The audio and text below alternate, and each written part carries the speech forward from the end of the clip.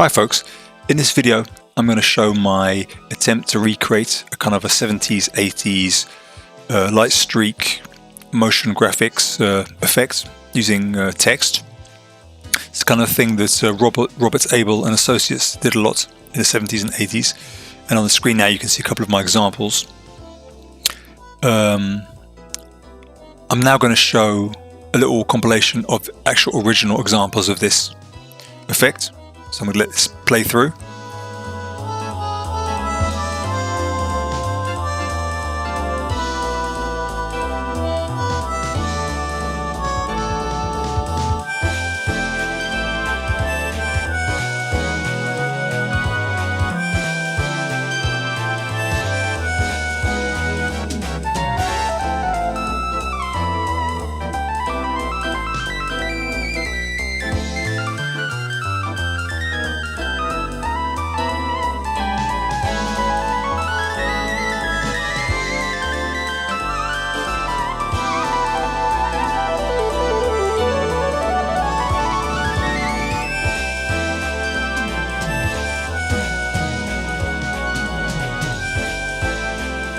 Before I start, just a quick explanation about the idea behind this geometry node setup. In this, on the screen, you'll see now that I have the instances are a lot closer together and dense, close to the camera, than they are, excuse me, in the distance. So this gives a sort of a specific look, and it also makes the scene much easier to render. It gets way too heavy. If you wanted to have this density of instances all the way back into the distance, it would just be so slow. So yeah, basically I'm going to show how I put this together in this project, in this setup. So yeah, let's get cracking.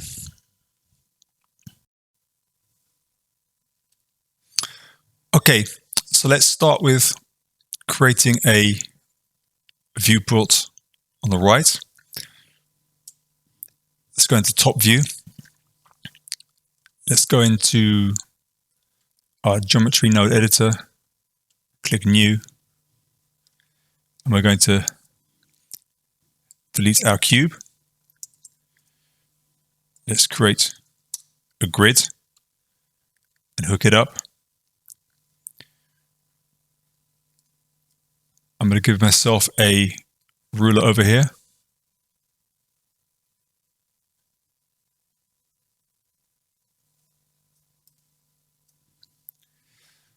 Okay, let's make it a little bit wider on the X.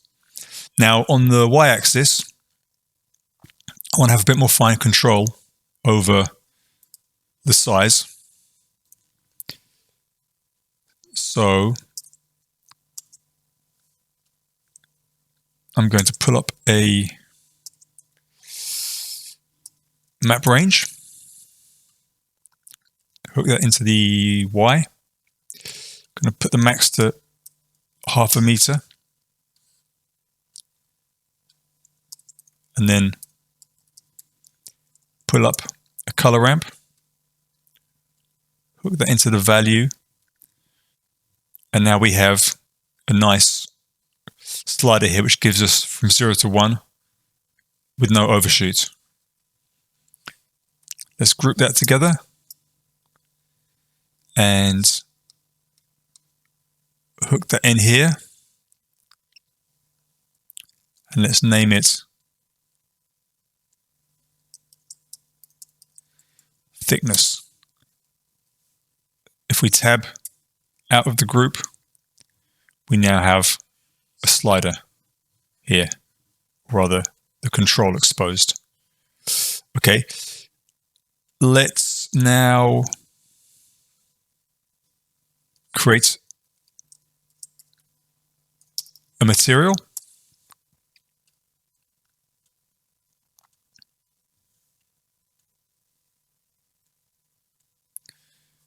We'll just do an emission. And let's go into rendered view. We can delete our light. We don't need that.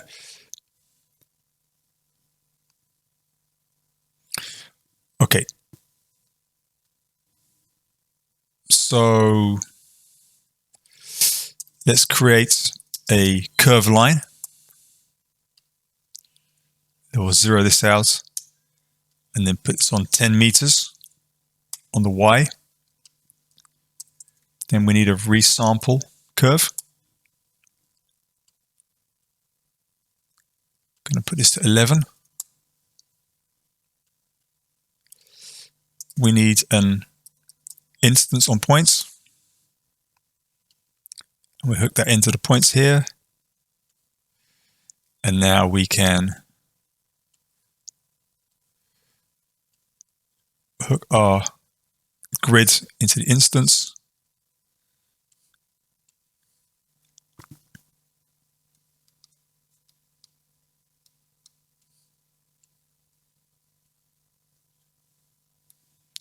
And we have our array here of grids.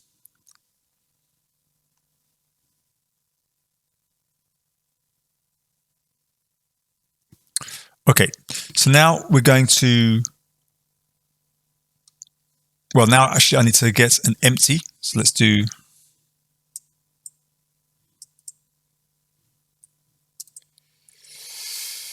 let's create an empty here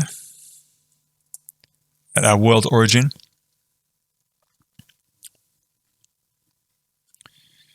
We're going to drag that empty in here. And we also need a position.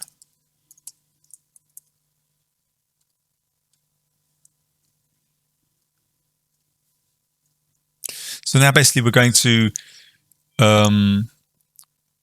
make the setup which will control the density of these lines on the y-axis. So the closer they are to a certain point, the closer together the instances will be. So we need a vector math. Set that to distance. Let's hook this one in here and this in here. We need another vector math. I'm going to set that to subtract.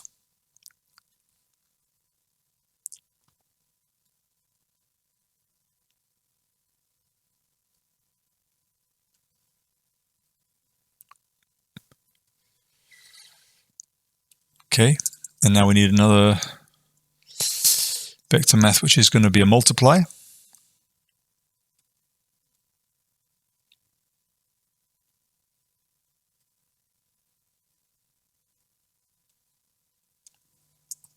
And another one,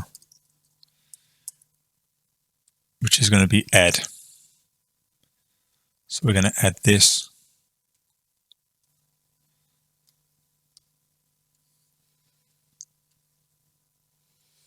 to this.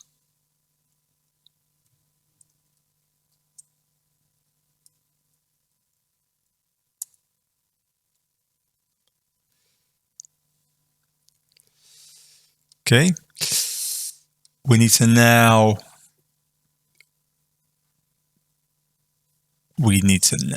move this over here.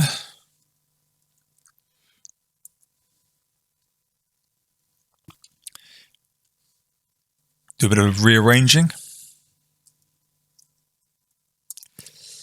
And we need to give ourselves a set position node, which we're going to put here.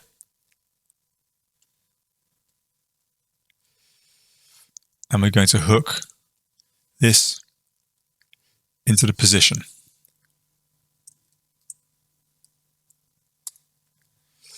Okay. I'm going to zoom out here in the viewport and make the thickness greater. In fact, let's just tab in there and give ourselves a bit more thickness. And for now, just make it a bit wider.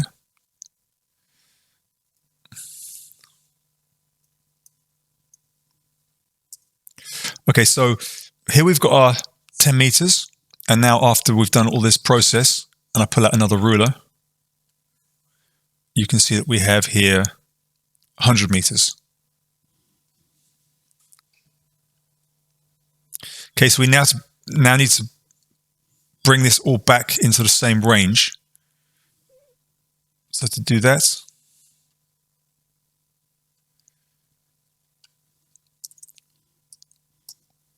we're going to pull up a map range and put it in here. And basically what we want to do is we want to say the input is 100 meters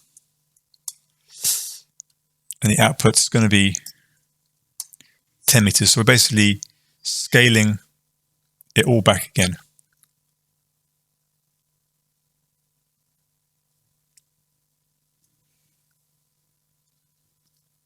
Let's just go back in here and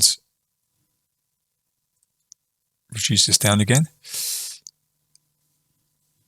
So now,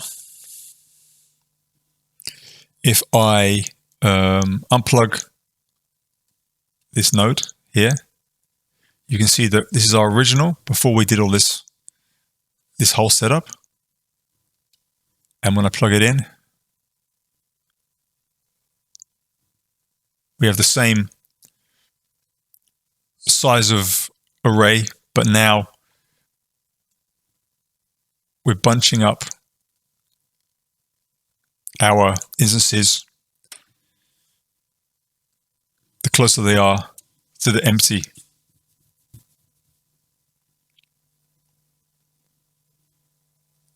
Okay, the next thing we need to do is, let's just pin this here. Now, if I select the empty, if I move it in the y-axis, you can see that indeed the instances will bunch together the closer they are. But if I move it in the x-axis, we're getting something else happening, which is not actually what we want. So we need to do something about that, which is to put a combine XYZ in here. It's into the Y. And then we need to set these other X and Z to 1, multiply by 1.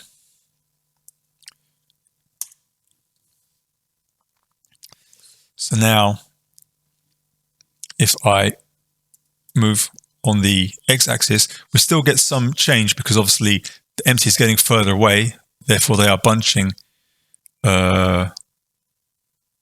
less, but we don't get them following or sort of being locked to the empty. So this is good. Okay, so this is all looking pretty nice.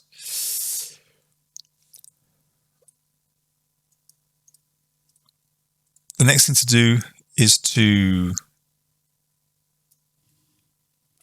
go back into our mesh here, and we're going to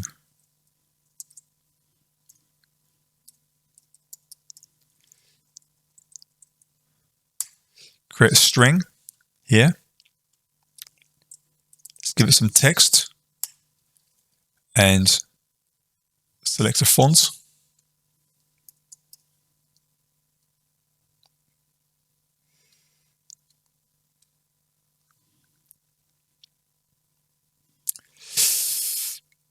Okay. Actually, let's go back into top view for the moment. So we can get rid of our grid and hook this up.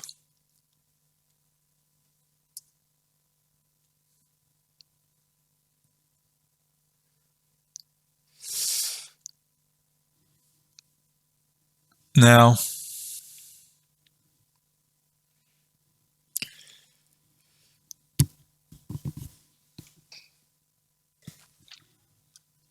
at the moment we do see something here, but if I was to turn off the guides here, we have nothing. We're in render view. We don't see anything because this is just a curve. It doesn't have any actual geometry to it. So we need to create that geometry, and we do that by doing a curve to mesh. We throw that in there. We still don't see anything because we need to now add a profile.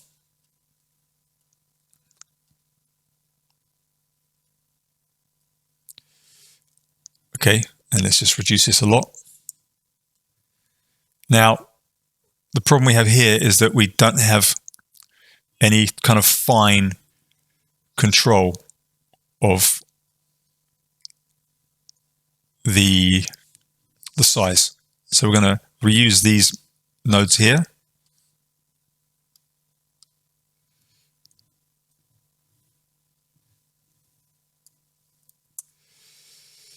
What we're going to do is we're going to, in the map range here, type 0.05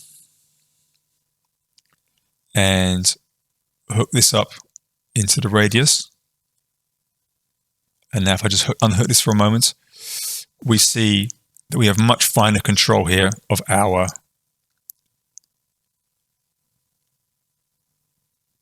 thickness. So we can hook this back in.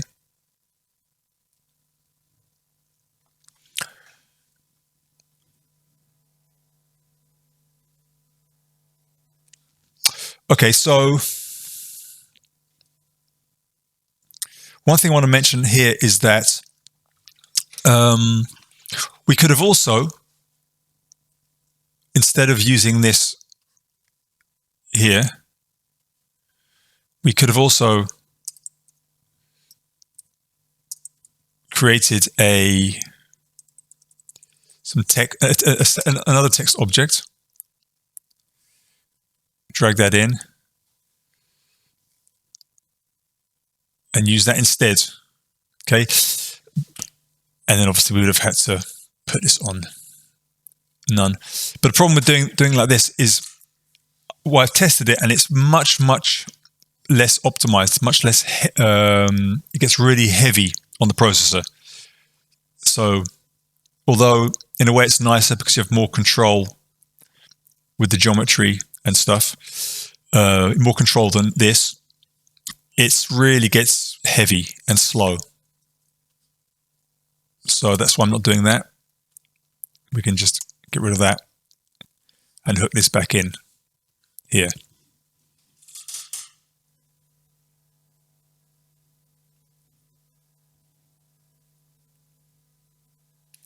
Okay, one other thing we need to do here is,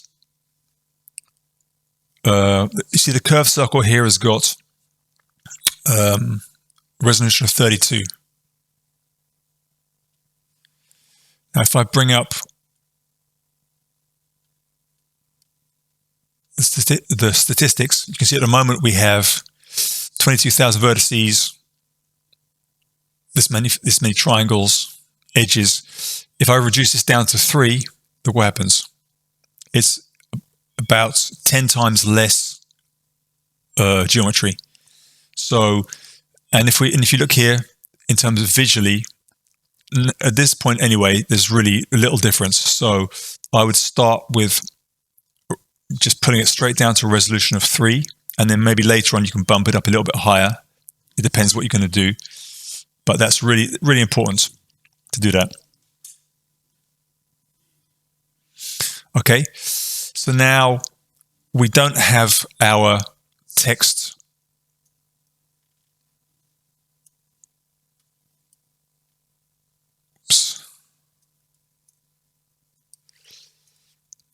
in the right orientation. So we need to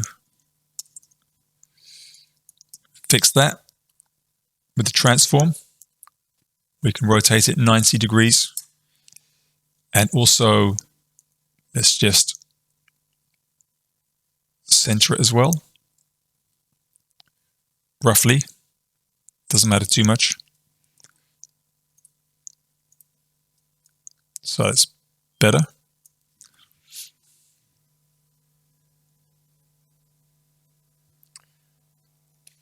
Okay, so we can tab out of our object. If we go to our resample curve, let's bump it up to something much higher. Okay, and then we get this effect. Let's just make our world dark for the moment. So we need to fix this. This doesn't look nice. So we're going to go over to the shader editor, back to our cube. We can turn this off. We can actually delete this and just bring in an emission shader just to have a little bit of a smaller node. And then we also need a transparent and a mix shader. We can hook these together.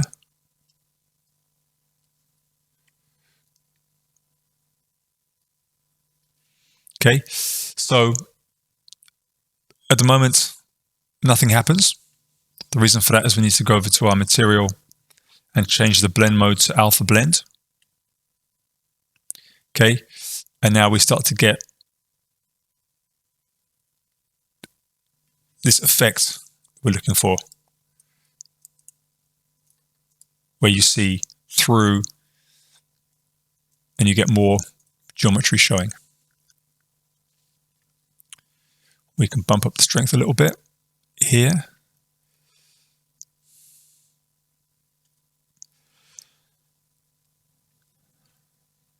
Okay. Now we have a problem, which is that again, we don't have fine control. We want to have this, any of this, any of this. We just want to be working in this last section of the slider.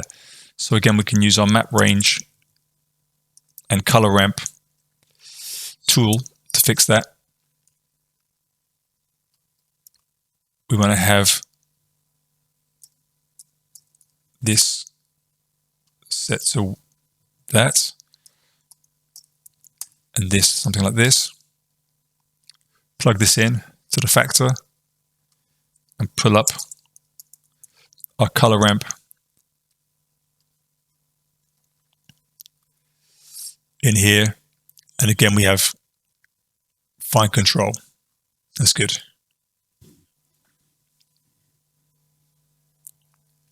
Okay, so we might as well now set up our camera angle.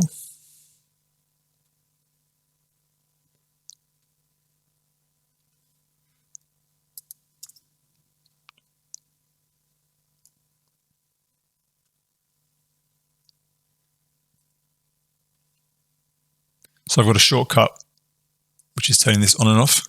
Let's have this on for the moment.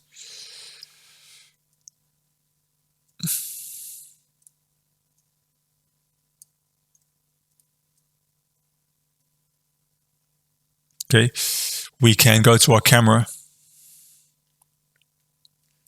and just hide everything else in the viewports when we're in camera view. Let's go back. I'll make our world dark. Okay, that's good. And now let's just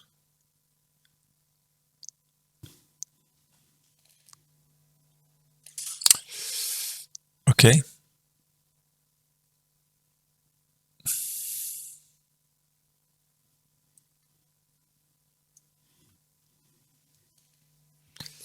This is good. All right, so let's just make this look a little bit nicer. So let's go back to our geometry node editor. We can reduce the thickness. We can also reduce our count here.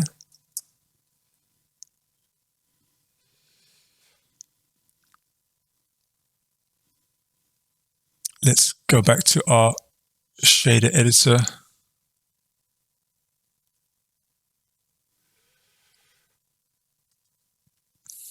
This is just a question of taste. Just muck around with it to see what looks good.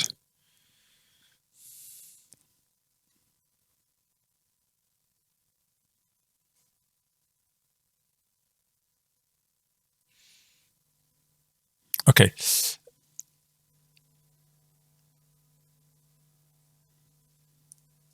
Alrighty, let's go back into top view.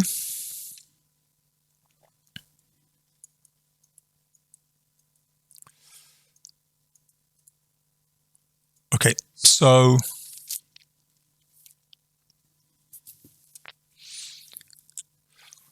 what I'm going to do is I'm just going to make another object here, which is going to be like a UV sphere. Let's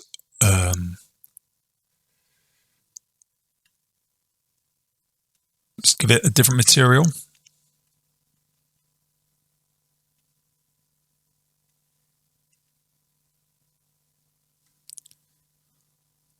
Let's scale it right down.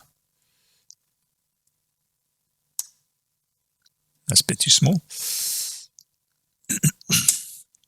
Okay, and we'll go to the constraints, and we're going to copy location, and we're going to, excuse me, choose the empty as a location. So now, without turning on the guides, we can see where the empty is.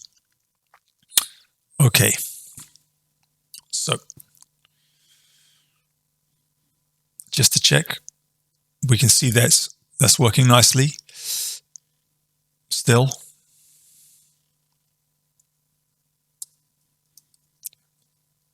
Could I empty back to the world origin?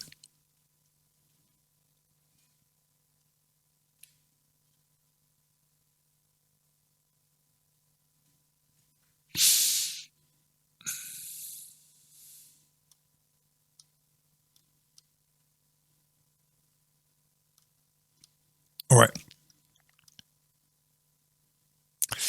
Next thing I'm going to do is I'm going to pull up a transform, and I'm going to put it here for the set position. Okay, if I now move the whole line, you can see that as we go downwards, the bunching stays at the location of the empty. Okay.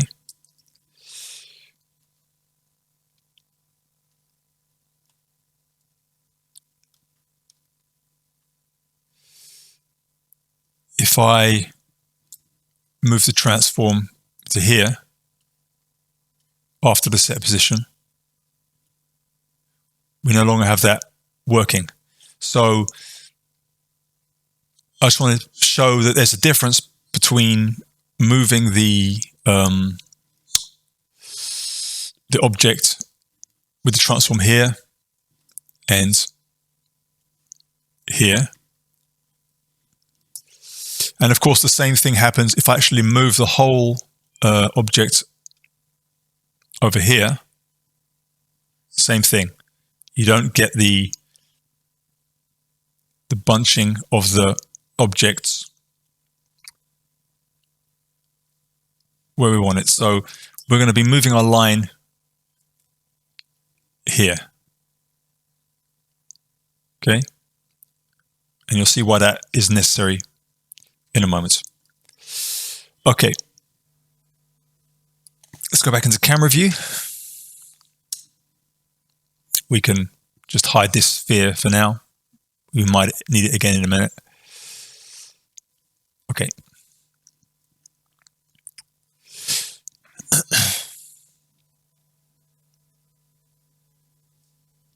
So the next thing we're going to do is,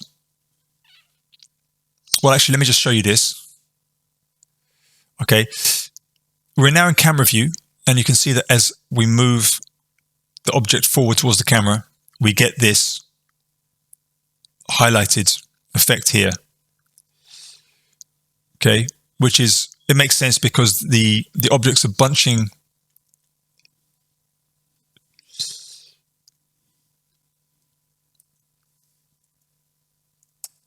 at the empty, which is located here.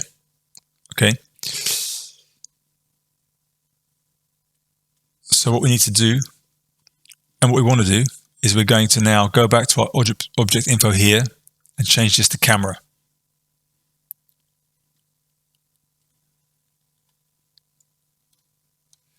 Okay, move this back.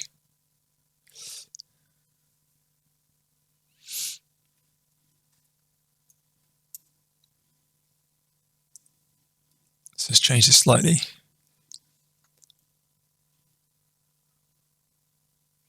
Okay. So now we don't get that bunching effect happening in front of the camera. We have it, if we go back to the top view, and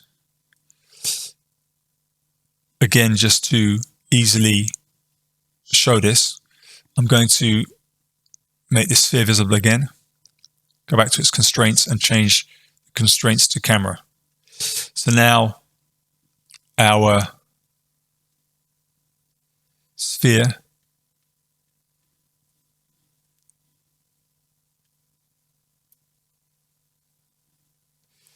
is located or locked to the position of the camera. So now you can see that we are getting the bunching happening, the maximum bunching happening. Let's bring this up a little bit at the camera, the location of the camera sensor, which is what we want.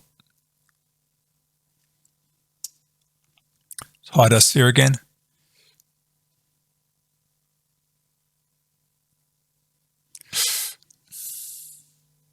Okay.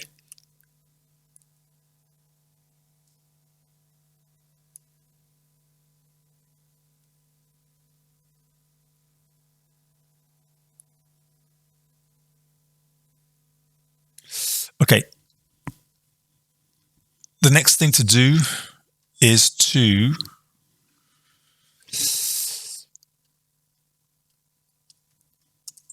create a trim curve node. Let's put it here. So this is the next thing I'm going to explain. Is kind of a, it's a little bit of a detail, but it's important to understand. So I'm going to now reduce the count a lot,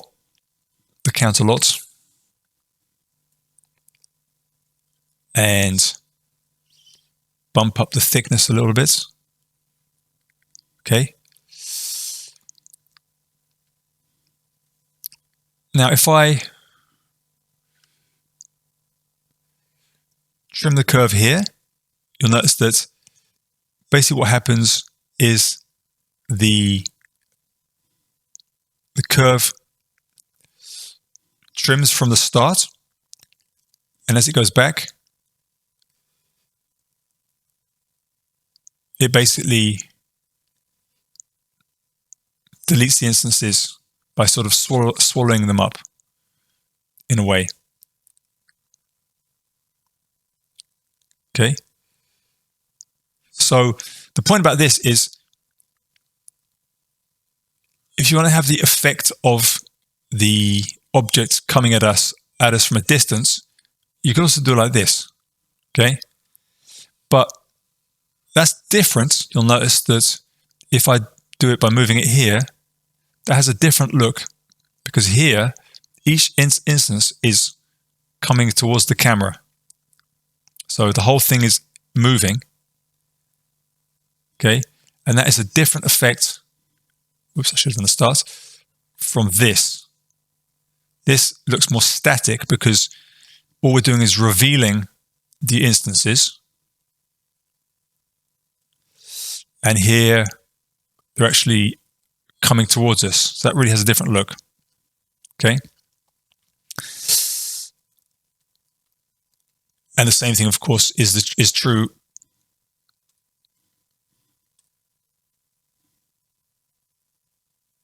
with the ends. Okay. Now, if I move the trim curve to the other side, sorry, not the other side of there. If I move it to the other side of the resample, so over here, we get a different effect. Let's just show it. It's easier to show from the ends. If I now bring the end forward, what happens is that our line is getting shorter, but our number of resamples is staying the same. So however short the line gets, we still have 79 instances on a line, which basically means that our instances bunch together much more tightly, and we get this thicker, more solid look, and it gets brighter, which is not really ideal. So again, you might use this in some circumstances, but this is just to be aware of the difference between putting the trim there or there. So generally speaking, for what I'm going to be doing, I will be wanting to have the trim on this side. The whole point of what I'm doing here is to be able to finely control the movement, as well as the movement of the ends and the beginning.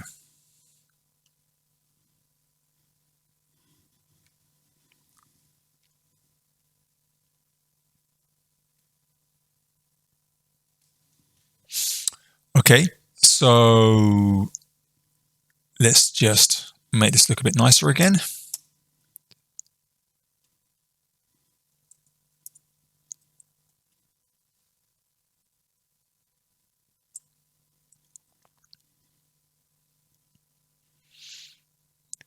Okay.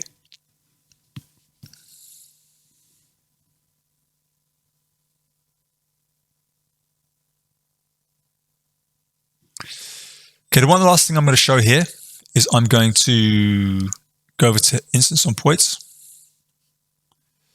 here, and I'm going to put a scale instances in here,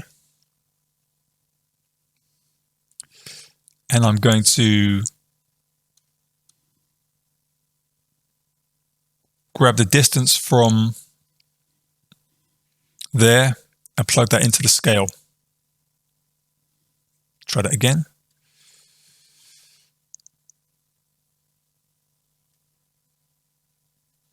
Okay, so at the moment we've got something which is kind of messed up because we need to put a map range on this.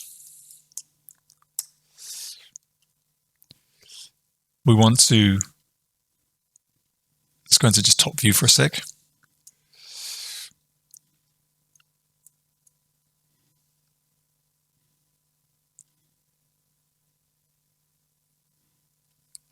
So we want to scale it from 0 to 1.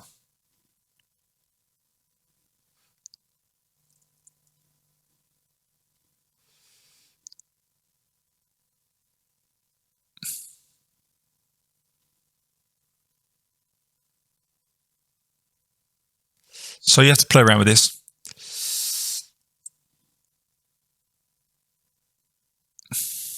Back into camera view.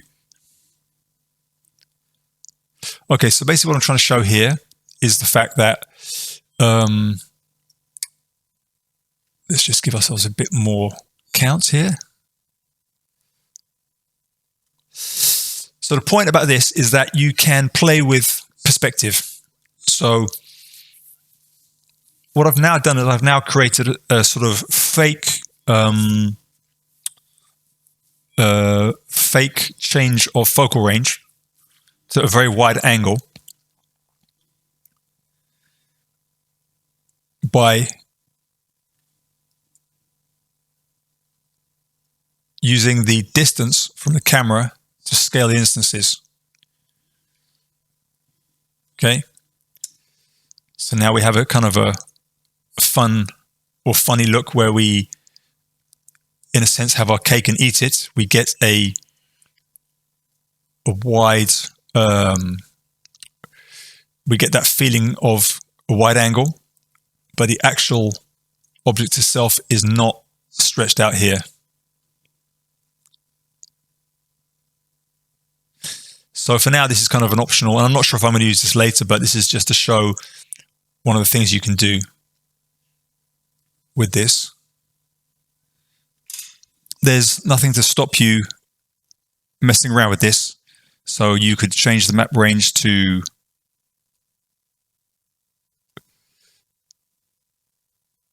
step linear, and then you get this stepping effect, or you can put it to smoother step, and you get more of a curve shape, and you can even throw in RGB curves in here and play around with any number of different curves to really play around with perspective and kind of warp space-time, as it were. Yeah, so I think for now that covers it. I'm going to move on. Okay, so with a new color, I'm going to move on to the next section. I'm going to just mute over here the scale instances and go into side view. So up until now, we've just been moving our object along a straight line. And I'm going to now show how to move it along a curve to get more interesting shapes.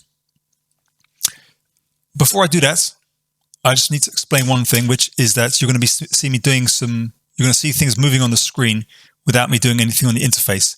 And that's because I've got a MIDI controller here, which is controlling various parameters inside Blender. I'm doing that via an add-on called AddRoots, which is it's not built into Blender. You have to download it, but I've got another video about AddRoots. So yeah, check that out. So basically I've got here the movement on the y-axis on the MIDI controller. Over here I've got my number of instances. Here I've got my curve circle radius. Here I've got the scale on the y-axis, which I actually need not for graphical, not for actually something I'm going to render, but for something else you'll see in a minute. And apart from that, I've also got trim start and trim end on a controller. Yeah, so that's that. With that said, I'm just going to revert the project back into rendered mode and just mute this instances again. Okay, going to press number pad 4 and go into side view. Let's bring up our guides, zoom out somewhat. Okay, see now, if I reduce the number of instances a lot, it can start to get hard to see our object, especially in an orthographic view when something's got no thickness. It can get quite hard to see it, and that's why I've got this control here on my MIDI controller, just to increase the thickness, just to make it easier to see what's going on from the side. Okay, I'm going to press T, going to grab my ruler, and I'm going to, well, I've got a ruler here. Let's just pull that one down. Wait, let's delete that one. And we'll draw in a new. It's easier just to draw in a new one, a little bit below, because it's not always easy to see what your scale is. And so by having this ruler here, I can just easily see. And to keep it, look, if I press here, it disappears. So if I just press N, go to View, Annotations, and then click this I, then it stays on the screen. But it's, well, at least we get a blue line. Okay. So I now want to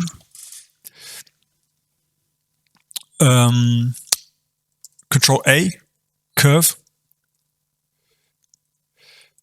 And we need to get a point. And by the way, if you don't have all these curve options in Blender, you need to enable an add-on which is called Curve Extra Objects. And once you enable that, you'll see all these extra curve options. So we've now got a curve, one point right here. We need to go over to here, make it 3D. We need to press N, go up to item and make the tilt 90 degrees. And we also need to press V and then select automatic. Okay, now we're ready to extrude it out. So press E, and as I'm still holding it, I press Y and it now locks to the Y axis, and I'm going to pull it out so that the point is at 10 meters. Right there. And let's just move it up. And by the way, if you don't see this white line, it's because you can change the color of these wire. I think it's called wire edit in the preferences. You can change the color. Otherwise, it will be black, and it's very hard to see against the black backgrounds. Let's just tweak this a bit more. And I want to go up here as well and change handles to all. So now we see all handles, even when they're not selected. Okay, something like this is okay.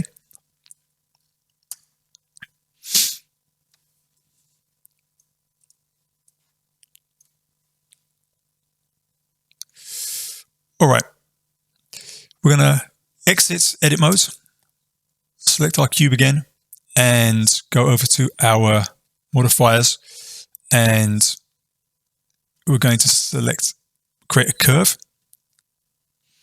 We need to select Y here, and then we're going to select our curve, which is called point.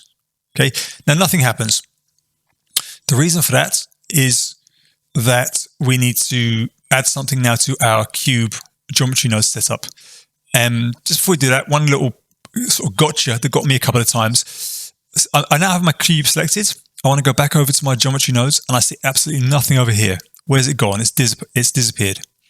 Now, the reason for that is that I've got this modifier selected and not this modifier selected. Okay, that's why you don't see anything over here. You have to have your geometry nodes modifier selected over here, otherwise it disappears. And one other little extra gotcha which got me as well was I had this problem, and then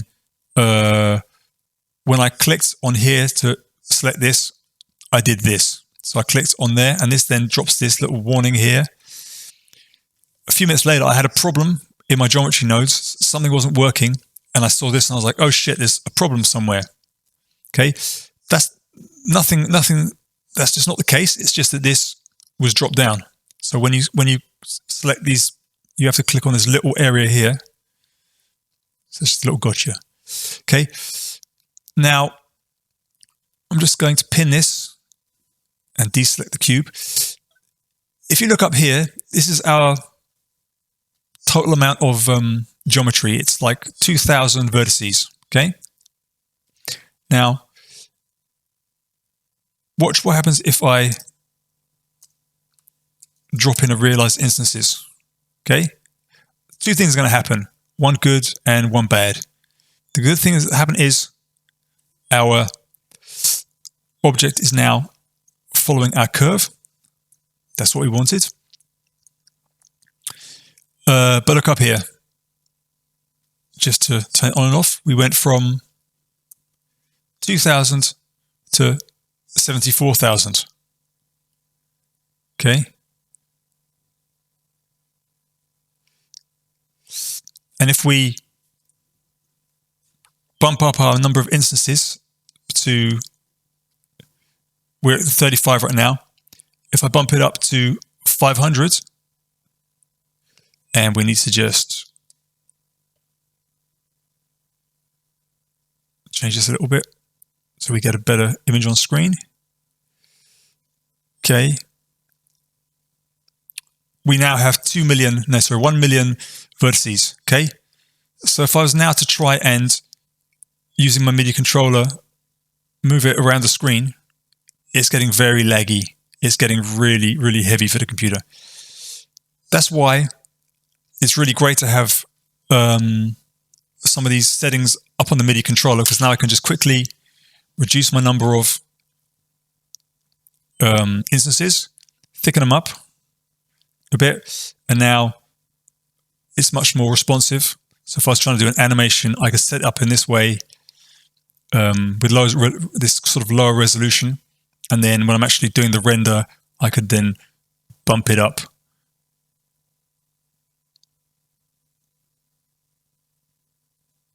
Like so. So let's go into rendered view. We can just thin these down a little bit. And for now, let's also reduce the number of instances just to make it easier to work with.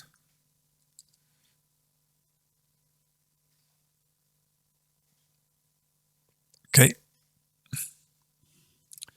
So I'm now going to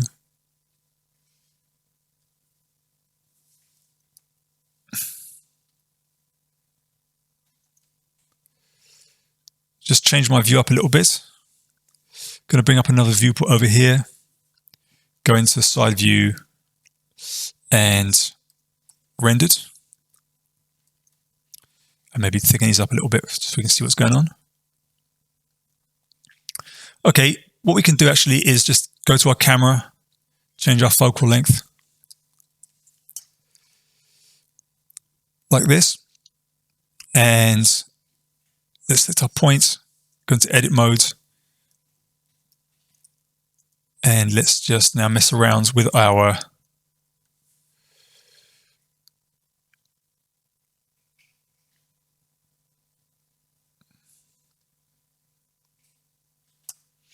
okay, I now actually want to change my camera angle a little bit, and I'm going to use that trick that I had before from the first part of the video, whereby was it in this video? Maybe it wasn't this video, it was another video, never mind. What I'm going to do is I'm going to select my 3D cursor, I'm going to drop it down on the geometry here. We've got surface project on, I'm going to drop it here. I'm now going to do Shift S, no, sorry, mistake. I'm going to select the empty, which we've got here. Go to exit edit mode, select the empty, do Shift S, and then do number 8, which is selection to cursor. So now our empty has jumped to the point at 3D cursor, and I can now go into camera to view mode, and I can now pan around exactly around that point to get a very accurate bit of just changing up my shots a little bit. Okay, that's good. I'm going to go over here. I've got to select my point again, edit mode, and now I can change up my, got to have it here selected, can change up my curve.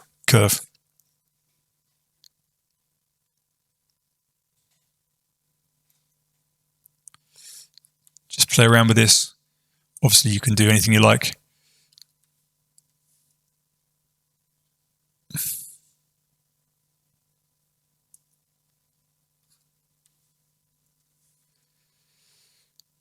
In fact, we could now just exit this. Actually, no, before I do that, I'm going to show one thing, which is cool. If I now move along the line,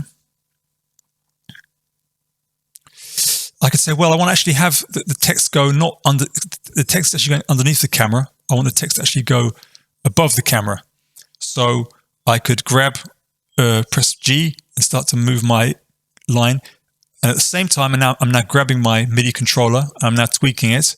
So I'm doing two things at once, which I think is not normally possible in Blender. So I can say, well, this is what I want. Press enter. It's going to go right through the camera. And of course,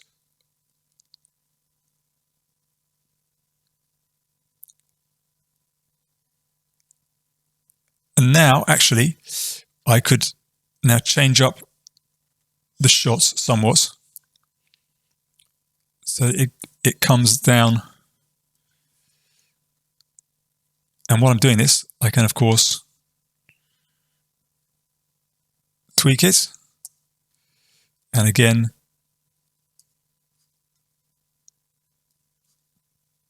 tweak it. So you can see it's a real nice way of setting things up.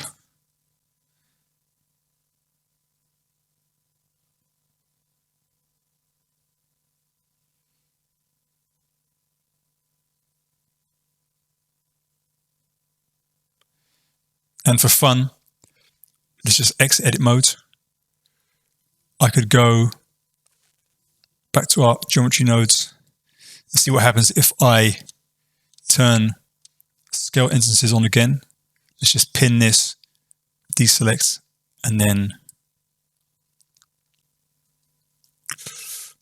Okay, so I just had to make a little edit there because I needed to spend some time just changing things up just to get it looking a little bit better.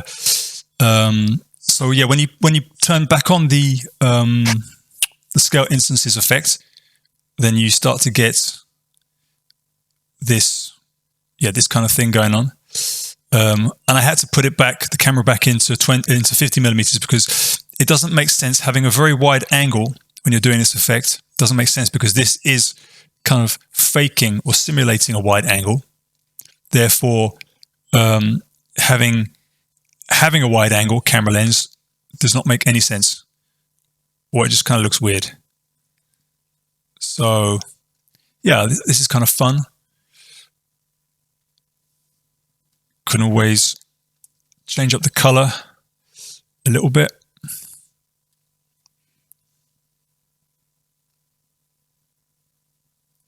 So yeah, I mean the possibilities are kind of endless with this.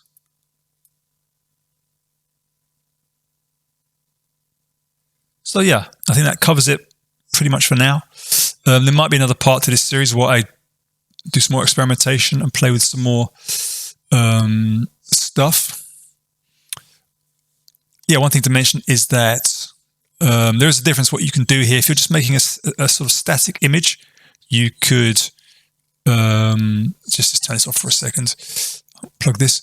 You could, bump things up way higher in terms of your number of instances, but it gets pretty heavy on the computer. So yeah, I think I might even have actually just crashed it. Yeah, you have to be careful with the resample amounts, because if you were to type in 5,000 instead of 500, you'd probably crash your computer straight away. And I think I've crashed my computer. Maybe by unplugging it was actually just somehow crashed it. Yeah, never mind. Yeah, that's it for now. Keep your eye on the description if I add some more to this series. Take it easy and see you later.